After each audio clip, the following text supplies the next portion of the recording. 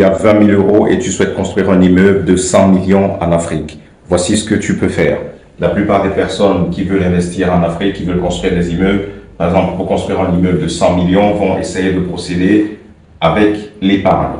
Avec l'épargne, ça peut prendre 5 à 10 ans pour construire l'immeuble en Afrique, et sachant qu'il y a des aléas.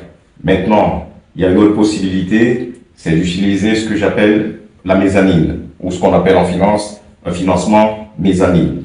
Alors, comment ça se passe? Tu vas utiliser une partie de tes fonds propres et une partie de la dette. C'est-à-dire qu'avec les 20 000 euros, tu vas lever un peu de crédit et tu vas utiliser une partie de tes fonds. Le crédit que tu peux utiliser peut te permettre de générer des revenus à travers des petits investissements que tu fais initialement. Et tout ça cumulé va te permettre de construire ton immeuble. Et tu peux le faire en 1 an ou 2 ans. Et une fois que c'est fait, tu peux avoir de la rentabilité parce que tu n'as pas tout financé à crédit. Et donc, les revenus ne sont pas absorbés par tes mensualités d'emprunt. Du coup, tu dégages un cash flow. Ce cash flow que tu dégages peut te permettre de rebondir sur d'autres opérations, de réinvestir et de gagner encore plus d'argent.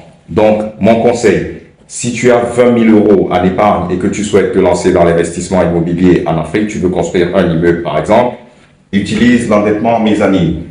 Utilisez l'épargne en se disant je vais construire petit à petit au fur et à mesure. C'est le chemin long. Certes, tu peux le faire si tu veux, si tu investis pour ta retraite. Tu peux le faire même 15, 20 ans, mais ça sera pour ta retraite.